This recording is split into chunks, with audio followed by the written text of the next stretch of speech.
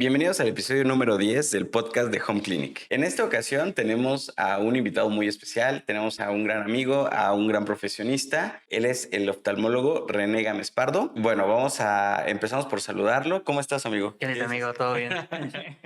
Un gustazo. Qué bueno que estés aquí. Gracias, amigo. Vamos a preguntarle, bueno, la primera pregunta es que nos cuentes un poquito de ti. ¿Quién eres, amigo? Yo soy el doctor René Alejandro Gámez Pardo. Tengo una especialidad en oftalmología y una alta especialidad en mácula, retina y vitrio. Oftalmología la hice por parte de la UNAM en el Centro Médico Nacional La Raza y retina y vitrio también en el Centro Médico Nacional La Raza. En esta ocasión vamos a hacerte unas preguntas. Son preguntas realmente de interés general. Los pacientes tienen muchas dudas respecto a oftalmología y es que tenemos como la idea de que oftalmología solamente es óptica, optometría, y tenemos la idea también de que solamente son infecciones. Y hay una cantidad de patologías oftálmicas, de enfermedades del ojo, simplemente no se conocen ni se saben y pareciera que fuera un órgano muy sencillo, pero realmente yo creo que tú más que nadie conoces la complejidad de este órgano tan pequeñito, ¿no? Me gustaría saber un poquito cómo se compone el ojo. Te platico, el ojo está compuesto de varias capas. Podemos tener capas como de tejido conectivo, tejido vascular y una capa nerviosa. Entonces, la conchita transparente que vemos en el ojo es la córnea y la parte blanca que se ve en el ojo es la esclera. La esclera está recubierta por una capa transparente que se llama conjuntiva. Entonces, si vamos más profundo, como si fueran tapetes, seguiría la capa vascular. Está compuesta por el iris, que es la parte de color del ojo, cuerpo ciliar y la coroides, ¿vale? Es como la capa sanguínea, la que le da irrigación al ojo. La parte más interna es un tapete anaranjado que recubre al ojo, esa es la retina. La retina envía como si fueran cablecitos hacia una estructura que se llama nervio óptico y el nervio óptico conecta el ojo con el cerebro para la integración de las imágenes. De forma súper sencilla es como se compone el ojo. Esa es la capa con la que vemos realmente, ¿no? La retina es la capa que se encarga de como que todas las imágenes lleguen a ella y de ahí se transporta al cerebro. Voy a hacerte unas preguntas que nos hacen. Aquí tenemos un paciente que dice que tiene a un familiar directo, a su papá, con diabetes y que poco a poquito fue perdiendo la vista. Toda su familia le echó la culpa a la insulina. Ellos ven una correlación entre cuando empezó a usar insulina, cuando empezó a perder la vista. ¿Qué tan cierto es que la insulina puede llegar a dejar a alguien ciego? Es un pensamiento común entre los pacientes, sin embargo, es un pensamiento completamente falso. La insulina posiblemente, si no es el mejor, entra dentro de los mejores medicamentos para combatir la diabetes, ¿no? Tenemos que tener en cuenta, todos los pacientes que viven con diabetes tienen que revisarse al momento del diagnóstico y al menos una vez al año, dependiendo qué tan afectada veamos su retina. Siendo concretos, la insulina no deja ciegos, o sea, es un hecho. Pero la diabetes sí, ¿no? La diabetes deja ciego. De hecho, aquí en México es de las principales causas de ceguera en personas en edad laboral. ¿Cómo le hace la glucosa? O sea, digo, yo sé que la idea es que no usemos términos médicos, pero así a grandes rasgos, ¿cómo le hace la glucosa para literalmente ir lastimando a esta capa del ojo donde vemos, ¿no? Perfecto. Sí, mira, los estados cuando tenemos el azúcar o la glucosa súper alta, lo que hacen es dañar a los vasitos más pequeñitos, no solo en la retina, sino en general en todo el cuerpo, como puede ser el riñón, en los nervios. Pero concretamente en la retina empiezan a dañar estos vasitos. Son los vasos más pequeñitos, más finitos. Entonces, ¿qué pasa cuando dañas a esos vasitos? El oxígeno no difunde bien a la retina. Entonces, la retina inteligentemente dice, pues necesito oxígeno, dame oxígeno, y empieza a secretar ciertos factores que favorecen el crecimiento de nuevos vasos. Aunque puede sonar bastante lógico, el problema de estos nuevos vasos es que son súper delgaditos, súper frágiles. Entonces no funcionan como deberían de funcionar los vasos normales. ¿Y qué puede pasar con estos vasitos? Pues que se revienten, pueden causar un sangrado dentro del ojo o al momento de regresar pueden generar unas membranas que jalan y desprenden la retina, o también este daño a estos vasitos puede favorecer que el contenido que debe de estar dentro de los vasos salga y puede generar lo que se llama edema macular diabético. Y por ejemplo, en el caso de la ceguera por diabetes, ¿hay alguna cura? O sea, ¿realmente hay una forma de restablecer el ojo? Normalmente digamos que la diabetes en el ojo se puede dividir en etapas tempranas y tardías, ¿vale? Nosotros la dividiríamos como en proliferativa y no proliferativa. ¿A qué se refiere eso? Si tenemos estos vasitos nuevos que te comenté. En las etapas no proliferativas podemos regresar o tal vez que no sigan avanzando y no tengamos un daño muy extenso. En las etapas proliferativas ya tenemos un daño muy grave en el ojo. Tenemos ciertas herramientas para frenar la diabetes. Es lo que yo les comento siempre. O sea, puedo frenar tu diabetes, sin embargo, si ya hay daño establecido, No se puede curar, no se puede no revertir. es exacto. O sea, no es el daño ya establecido, pues. Y para un paciente que nos ve y que tenga y que tiene diabetes, aparte de los chequeos que tú propones al momento del diagnóstico y una vez al año, ¿me dijiste? Por lo menos, dependiendo de qué etapa de la diabetes es. Ok. Para alguien que nos está viendo, ¿qué consejo le darías para su salud visual? Hablando concretamente de pacientes que viven con diabetes, lo más importante es el control. No hay algo mágico o algún remedio. Lo más importante es que el paciente esté controlado Que se revise sus niveles de de glucosa. glucosa. Amanezca en ayuno abajo de... En ayuno, pues más o menos abajo de 130. Ok, de abajo de 130. Obviamente, esto depende de cada caso. No es lo mismo un paciente que acaba de empezar con diabetes a un paciente que ya tiene años con diabetes o que incluso tiene uso de insulinas. Esto es forma muy general, pero lo que siempre se recomienda es amanecer con una glucosa arriba de 130 y tener una hemoglobina glicosilada lo más bajo posible, abajo de 7, abajo de 6.5, siempre es lo ideal. Sí, idealmente es eso. O sea, tal vez el laboratorio que más nos ayudaría a saber el control de la diabetes es la hemoglobina glicosilada, ¿no? Con que esté por debajo de 7, yo creo que es un buen parámetro para decir que el paciente está. Y con eso el ojo también tiene menos daño, recibe menos daño, ¿no? Muy bien, amigo. Pues muchas gracias por esta información. Mira, esta es una pregunta bastante interesante. ¿Cómo afecta la luz de las pantallas a los ojos y cuáles son las recomendaciones para que las mismas pantallas no nos estén dañando la vista constantemente? Hay mucho debate acerca de las pantallas y sobre todo actualmente que los niños o nosotros estamos pues más en contacto. Punto número 1, sabemos que la luz de las pantallas hace que parpadeemos menos. Entonces es importante siempre tener algún lubricante si vamos a estar en contacto con las pantallas, estudiando, haciendo lo que sea. Sobre todo ahora que ya casi todos los trabajos es de estar frente a una computadora durante todo el día, ¿no? También hay algo que se llama regla 20-20-20. ¿Vale? Okay. Que sirve como para relajar un poco tus ojos al estar mucho tiempo en la computadora. La regla es súper sencilla. Lo que va a hacer es, cada 20 minutos que estés en la computadora, vas a ver un punto muy lejano, que se supone que son 20 pies, pero bueno, quédense con que es un punto muy lejano, durante 20 segundos. Súper sencillo. Eso va a relajar como tus ojos del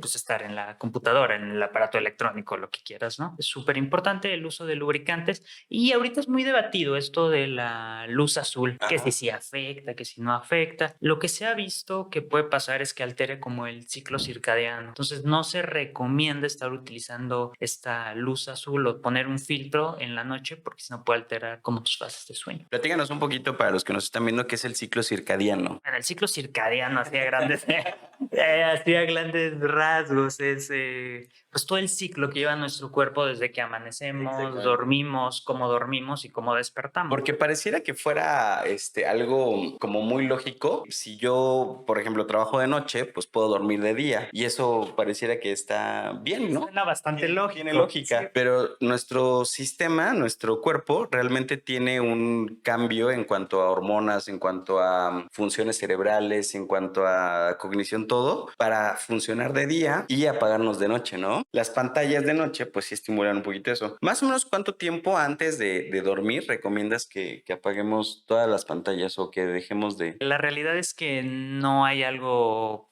bien establecido, pero por lo menos 2 horas antes. 2 horas. 2 horas antes. ¿El estímulo visual sí va a hacer que no puedas dormir de forma adecuada? Es lo que menciona la literatura. Se puede poner ciertos filtros de luz azul que tal vez podrían ayudar, pero yo no soy especialista en sueño. Pero posiblemente sí recomiendo que sea por lo menos 2 horas antes de irte a dormir. Párale a las pantallas. La tablet y al teléfono. Tablet, teléfono, lo que quieras. ¿En qué casos se recomienda la cirugía refractiva, no? ¿Y cuáles son sus riesgos? Si de repente yo tengo un diagnóstico de miopía, hipermetropía, que también vale la pena que nos platicaras cómo funciona un poquito eso. ¿En qué momento yo me puedo operar o en qué momento es mejor no operarme y continuar con mis lentes? Bueno, vamos a hablar de los trastornos de la refracción. ¿Qué es eso? Es cómo llega la luz a la retina. Existen tres grandes: miopía, hipermetropía y astigmatismo. La miopía es que normalmente los rayos de luz o las imágenes se forman antes de la retina. ¿Por qué? Normalmente tenemos, las personas que somos miopes, tenemos un ojo más grande. Entonces, en vez de llegar a este tapete que platicamos, llegan un poco antes. Eso es la miopía. La hipermetropía normalmente es un ojo tal vez un poco más pequeño y la luz, en vez de llegar a este tapete, llega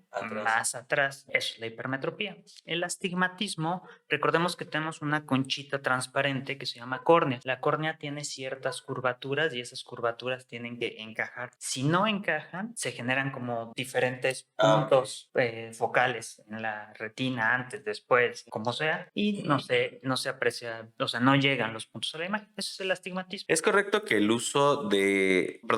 que el dejar de usar lentes por cierto periodo de tiempo va a empeorar la miopía? Por ejemplo, es que me pasa mucho con mis pacientes adolescentes y sus respectivos papás. Les compran lentes, los llevan con el optometrista, les hacen su graduación y empiezan con lentes, pero los niños no se los ponen y después dicen que la graduación ya empeoró. ¿Realmente hay una correlación entre que no se usen los lentes a que vaya empeorando esos trastornos de la refracción? No necesariamente. Puede que en caso de niños siga creciendo tal vez un poco el órgano. Sí, o sea, siempre es importante valorar a los pacientes que tienen aumento en cualquier tipo de alteración, ya sea miopía, hipermetropía, astigmatismo, porque pueden tener alguna enfermedad de fondo. Puede ser que tengan un queratocono, no sé. O sea, es importante siempre que el oftalmo valore, todos, ¿no? Que nos vean por lo menos una vez al año. Es súper, súper importante. Puede depender, o sea, depende del caso, porque sí, puede estar incrementando, no necesariamente por el uso de lentes o no uso de lentes, sino porque tenemos tal vez alguna enfermedad de base. Oye, regresando a la pregunta, ¿en qué momento tú recomiendas la cirugía refractiva para corregir miopía, astigmatismo o hipermetropía? ¿En qué momento mejor ni operar? No todos somos candidatos a cirugía refractiva. Esto es algo que tenemos que tener en cuenta. Siempre antes de decidir si nosotros hacemos cirugía refractiva, tenemos que mandar a hacer algo que se llama topografía corneal. ¿Qué es la topografía corneal? Es ver la forma de la córnea, de esta conchita transparente que tenemos todos afuera, vemos cómo se conforma. ¿Por qué es importante? Porque si tenemos alguna ectasia de la córnea, que es como un adelgazamiento, como el queratocono, no se puede operar de cirugía refractiva. ¿Sale? Entonces es súper, súper importante que si se van a operar o quieren operarse de cirugía refractiva, con quien vayan les haga primero una topografía. No se puede operar sin eso. ¿Y en qué momento tú recomiendas que mejor no hay que operarse? Si tienes queratocono, nada. Si no te hacen topografía, ni te metas. O sea, no es confiable operarte sin ese estudio. O sea, es como si entras a una cirugía sin valoración preoperatoria. No sé, ¿sale? O sea, si no te hacen un ultrasonido, o sea, es prácticamente lo mismo. Ni le muevas, o sea, no te metas ahí. Ve con alguien que te tome todos los estudios antes de realizarte una cirugía refractiva. Como todo, al final es una cirugía. Entrar a quirófano tiene un riesgo y eso lo tienen que tener en cuenta todos los pacientes, porque a veces piensan que pues el ojo se ve chiquito, tranquilo. Pueden pasar cosas horribles en una cirugía como la cirugía refractiva. Siempre, siempre, siempre, siempre que piensen en operarse, platiquen cuáles son los riesgos, cuáles son los posibles beneficios y que se les haga el protocolo completo. He tenido algunos pacientes que se operan y que a pesar de la cirugía siguen requiriendo lentes, porque yo creo que eso es algo muy común. Yo entiendo por qué pasa esto, pero tú nos podrías comentar de qué depende que un paciente necesite lentes después de la cirugía. Pues al final de cuentas es una cirugía con el objetivo de dejarlo lentes, pero ¿en qué momentos se va a requerir lentes después de la cirugía y en qué momentos se logró el éxito? Es variable, como cualquier cirugía. O sea, al final estamos trabajando, o sea, no sé, o sea, no es hacer enchiladas, ¿no? Al final es un proceso quirúrgico y puede tener sus márgenes de errores. Hay veces que quedan con un residual, o sea, que aunque se les opera, queda un poco de graduación. Eso puede pasar. Cosas que no hemos hablado. Tallarse los ojos altera la curvatura de la córnea. Entonces puede que si te estás tallando los ojos, alteres la curvatura de la córnea y por eso dices, bueno, pues es que yo me operé, quedé bastante bien y a lo largo del tiempo fue incrementando de nuevo. Bueno, te estás induciendo un astigmatismo por tallarte y tallarte y tallarte. Ok, ¿qué otros tips nos puedes dar de ese tipo? Tallarte los ojos es algo muy común, incluso ni siquiera, ni siquiera lo pensamos. Yo hace ratito estaba así. ¿Cómo?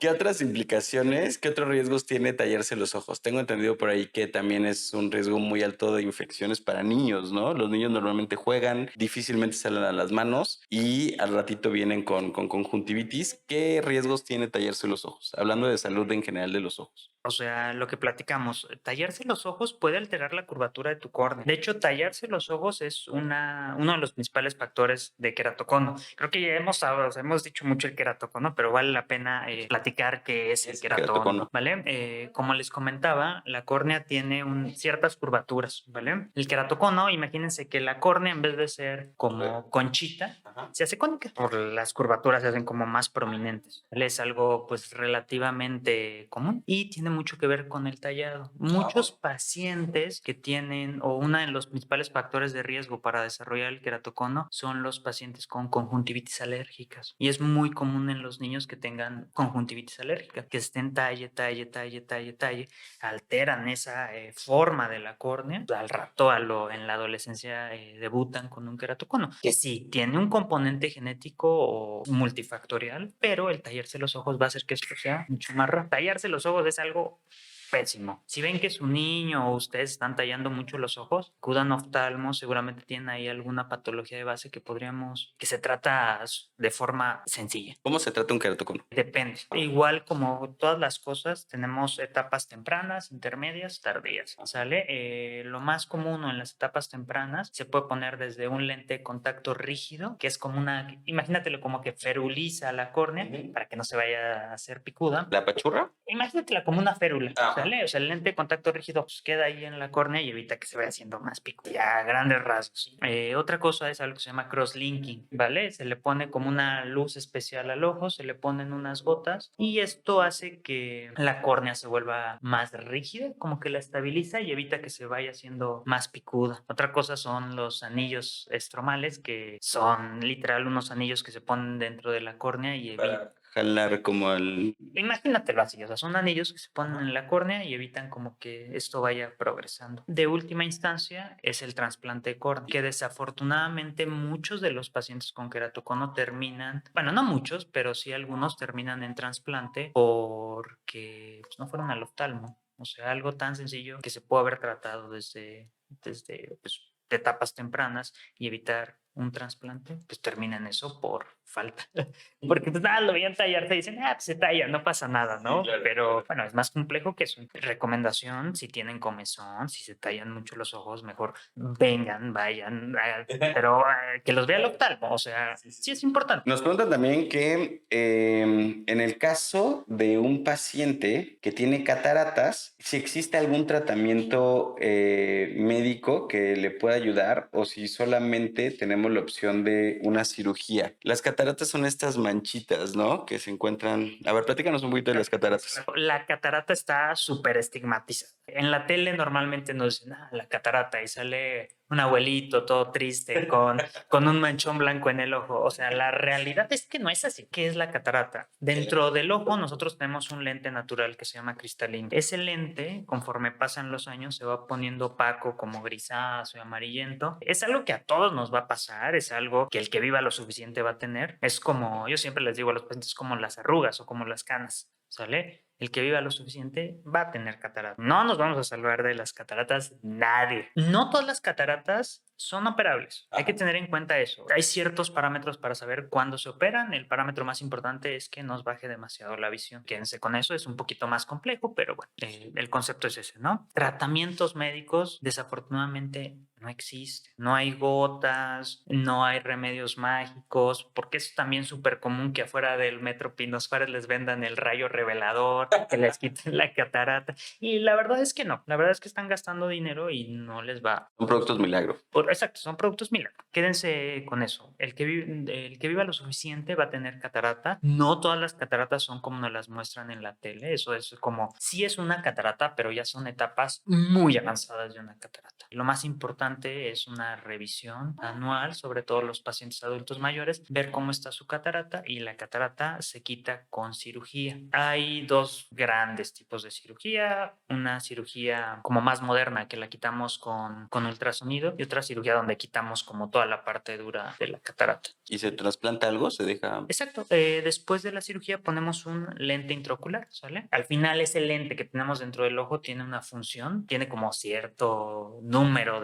tiene una graduación, cierto número de dioptrías que ayuda a que la luz llegue a la retina. No sé si quieras que te platique un poquito más de la cirugía. Conviene saber muchísimo de cataratas porque estoy viendo que nos hacen muchas preguntas reiteradas de cataratas. Incluso preguntan que cómo se pueden prevenir. No sé si hay alguna forma. Y sí, está muy interesante saber en qué consiste la cirugía. Platicando de catarata, la catarata es de las principales causas de ceguera reversible. ¿Qué quiere decir reversible? Se puede curar. Que la podemos quitar, ¿sale? Es un proceso natural de envejecimiento. Hay ciertas cuestiones que la favorecen o que la hacen más rápido. Uno de los factores más importantes es la diabetes. La diabetes va a hacer que esta catarata se genere mucho más rápido y la vemos en edades más tempranas. ¿Cómo le puedes hacer? Pues controlar tu diabetes, ¿no? O no teniendo diabetes. La cirugía es la cirugía de catarata que se llama facomulsificación. Es la cirugía que más se hace en el mundo, ¿vale? Es una cirugía súper, súper segura. Claro, como todo, tiene sus cosas, pero quédense con eso, que es una cirugía súper segura, es una cirugía relativamente rápida y cambia vidas. O sea, es una cirugía también muy padre porque hay veces que los pacientes entran no viendo o viendo muy poquito y al siguiente día pues ya les entra luz, están viendo cosas. Es una cirugía hasta conmovedora. A mí me conmueve mucho cuando un paciente dice, no, doc, ya estoy viendo. Es una cirugía muy padre, muy segura. Francamente, le cambia la vida al paciente, le cambia la vida 100%. ¿Con quién nos recomiendas ir? Digo, ya sé la respuesta, pero platícanos, ¿con quién nos recomiendas ir? Si tengo a mi familia con cataratas, le saco cita al oftalmólogo, pero ¿qué especialidad debe tener? Mira, en teoría todos los oftalmólogos tenemos ciertas áreas de expertise. Muchos operamos cataratas. Con que vayan con el oftalmo y él ya, porque también hay ciertos oftalmos que no operan catarata. Yo sí opero catarata. Si quieren venir conmigo, qué mejor, aquí estamos. Pues que venga, vayan oftalmo, o sea. Ok. Vamos a continuar con las preguntas. Aquí nos están preguntando muchísimo glaucoma. Creo que es un tema bastante interesante. Platícanos un poquito de glaucoma. ¿Qué es el glaucoma? El glaucoma es una enfermedad del nervio óptico.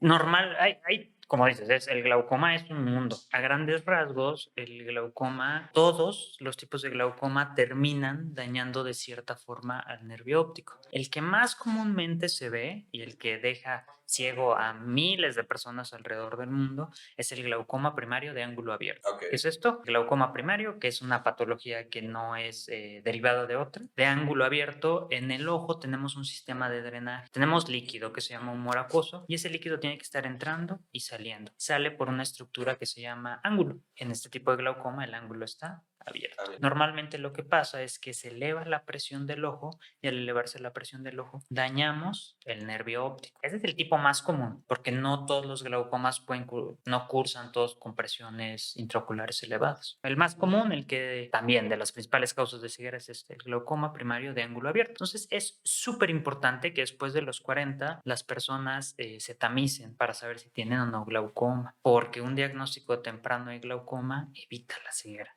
¿Qué se hace? Se toma la presión del ojo. ¿Cómo se toma la presión del ojo? Hay un aparato que se llama tonómetro. Imagínense que es como un conito que se acerca a su ojo y nosotros le movemos aquí para ver cómo está la presión. Un poco incómodo, se les pone anestésico. Está medio raro, pero digo, no duele, es molesto tal vez. Y vemos cómo está el nervio óptico. Con lupas especiales vemos qué tan grueso o qué tan adelgazado está el nervio óptico. Ahora, hay formas de verlo mucho más temprano. Se puede hacer una tomografía del nervio óptico y con esto vemos las etapas como más tempranas. Al final lo estamos viendo casi de forma microscópica a ese nervio y podemos detectar glaucoma desde antes, pero por lo menos se les tiene que tomar la presión y con la lupa ver el nervio óptico. Si tienen tal vez antecedente de glaucoma, sería más importante hacerla. ¿Y quiénes son los pacientes que tienen riesgo de tener glaucoma? Que tengan antecedentes familiares de glaucoma. Si tu papá, tu abuelita, tu mamá tienen glaucoma, es muy importante que te hagas el tamizaje antes. Normalmente es a los 40, pero yo recomiendo por lo menos unos 10 o 5 años antes empezarte a hacer tamizaje de glaucoma por el factor de riesgo. ¿Cada cuánto nos recomiendas ir al oftalmólogo de forma general? Una vez al año. Una vez al Sí, año, sí, sí, a fuercitas. Yo creo que en cuanto recibimos el aguinaldo cada año, habría que revisarnos. Fíjate que al principio de la entrevista hablábamos de la retinopatía diabética. Nos preguntan cuáles son los tratamientos más efectivos para la retinopatía diabética. ¿Qué nos puedes platicar? El control,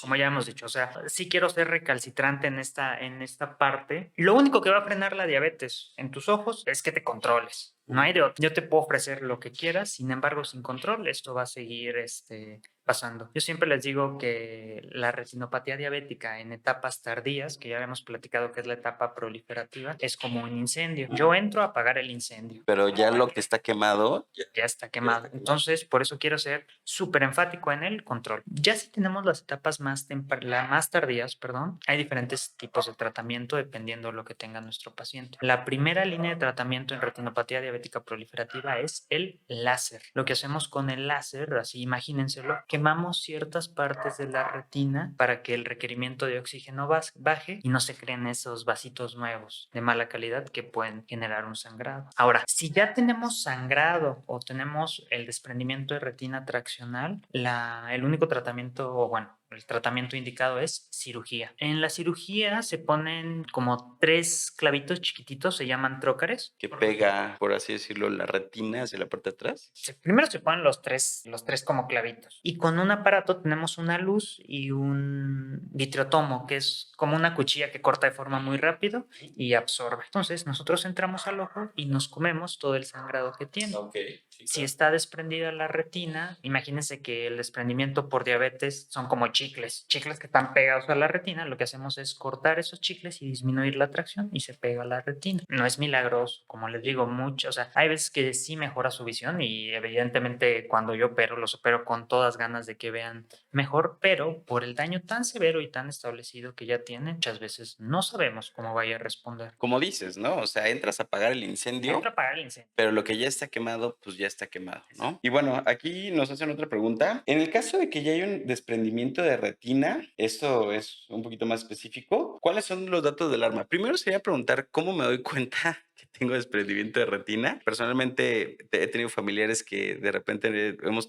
pasado por este susto. ¿Cuáles son los datos de alarma? Vamos a platicar qué es un desprendimiento de retina. El desprendimiento de retina es que ese tapetito anaranjado que recubre el ojo, pues se desprende. ¿Por qué ocurre esto? Tiene que haber 3 factores. Uno, una lesión. Imagínate que es como un hoyo en la retina. 2, que se genere tracción, que la genera una gelatina que todos tenemos dentro del ojo que se llama vitrio. Y 3, que se meta líquido por debajo de la retina y se desprende. Es un desprendimiento de retina de tipo regmatógeno. ¿Qué es lo que van a ver los pacientes? Se tienen que quedar con 3 datos de alarma. Número 1, que vean como flashazos dentro de sus ojos. Así como si les tomaran fotos, empiezan a ver como luces o como rayitos. ¿En los 2 ojos? Solo en el que se tiende a desprender. Ok. ¿Sale? Eso es un dato de alarma y tienen que ir al oftalmo lo más pronto posible. 2, que vean como muchos puntos negros que tapen su visión, que vean los puntos negros y no los dejen ver a través de ellos. 3, ver caer una cortina negra que les tape la visión. Datos de alarma de desprendimiento de retina y acudir lo antes posible a oftalmo. ¿Por qué es importante acudir lo antes posible? Eso nos va a dar el pronóstico. Mientras más rápido se atienda esto, ¿hay mejor resultado? Sí, 100%. La retina, si permanece mucho tiempo desprendida, se empieza a hacer dura, como si fuera un cartón. Eso se llama vitreoretinopatía proliferativa. Suena muy exótico, pero es eso. La retina se hace dura como cartón. Entonces yo siempre les explico. No es lo mismo pegar una retina que está planita, que está móvil, a una retina que ya está hecha chicharrón. Exacto, es mucho más difícil ese tipo de cirugías. Entonces nos va a dar un mejor pronóstico operarlos antes, ¿vale? Claro. Entonces, ante eso, sí, vayan lo antes posible. Son sus datos de alarma y siempre ténganlos en cuenta. Es importante revisarse una vez al año también, sobre todo a las personas que somos miopes, porque si no, si recuerdan que les comenté que tiene que haber una lesión. Esas lesiones son como pequeños adelgazamientos en la retina. Si nosotros vemos alguno de esos adelgazamientos en la revisión, se puede poner láser y disminuye abismalmente el riesgo de desprendimiento de retina. Está bastante interesante. Creo que esto tiene que ser siempre muy gráfico para llegar a entenderlo. Y bueno, ya por último, vamos a hablar de una infección que es bastante común, que es chalación y orzuelo, ¿vale? Estas son inflamaciones de unas glándulas que tenemos en el borde del párpado y se hacen como un barrito. Pero algo común o algo que muchos pacientes llegan a hacer es que ellos mismos se las llegan a picar con alfileres o con agujas o se las destripan. Platícanos un poquito de qué es esta infección, cómo se pueden tratar, qué recomiendas una vez que se tiene una infección de este tipo. Yo no estoy peleado con los remedios de las abuelitas, algunos funcionan, pero estos tienen unos remedios que los van a lastimar, les van a lastimar el chile caliente. ¿Qué es lo más loco que has visto que han hecho en un ojo? No, orinoterapia, ¿En serio? sí, sí, sí, sí. No, he visto cosas que te espantarían, que a mí me espantaron en su momento. Pues regresando al punto, Ajá. vayan al médico. Cuando estamos en etapas tempranas, que es un orzuelo, sale sin broncas. La mayor parte con un buen tratamiento sale. Ya cuando es un chalación, que es este orzuelo que se encapsuló, se tiene que abrir, se tiene que quitar y bueno. Digo, no es un procedimiento difícil, pero que someterte a un procedimiento que puedes evitar. El orzuelo es que estas glandulitas, las glándulas de meibomio, se tapan y se infectan, ¿sale? Lo que se tiene que hacer es poner calor local, se tiene que hacer ciertos masajitos, Ujú. un aseo de pestañas y un antibiótico. Ok. Normalmente es un gel o una pomada. Muy bien. No es un tratamiento difícil, pero sí les recomiendo que vayan siempre al médico, no se automediquen, porque también hay ciertos diagnósticos diferenciales que tenemos que tener con los orzuelos, ¿vale? Justo me acaba de pasar, tiene muy poquito. Un paciente empieza con una infeccióncita, todo parece indicar que era un orzuelo. No se cura, no se cura, no se cura. Y pasa un mes y medio así, y resulta que no era un orzuelo, sí era un carcinoma. Y bueno, ya el diagnóstico cambia drásticamente y es muy, muy, muy complicado. Pues ya para ir cerrando, muchísimas gracias por estar aquí. Estamos muy contentos de que nos hayas aceptado la invitación. Vamos a poner tus datos de contacto acá. ¿Te gustaría dar un último consejo a la gente que nos está viendo antes de despedirnos? Los más importantes es que tienen que ir al oftalmo una vez al año, ¿sale? Eso es lo más importante. Vayan al oftalmo y pues, aquí nos vemos. Muy bien, amigo. Nuevamente, muchísimas gracias por tu tiempo. Yo creo que estaría interesante hacer otro capítulo, ¿no? Nos faltaron muchos temas interesantes de qué hablar. En esta ocasión, eso es todo, ¿vale? Dale, amigo. Muchas gracias. Súper amigo.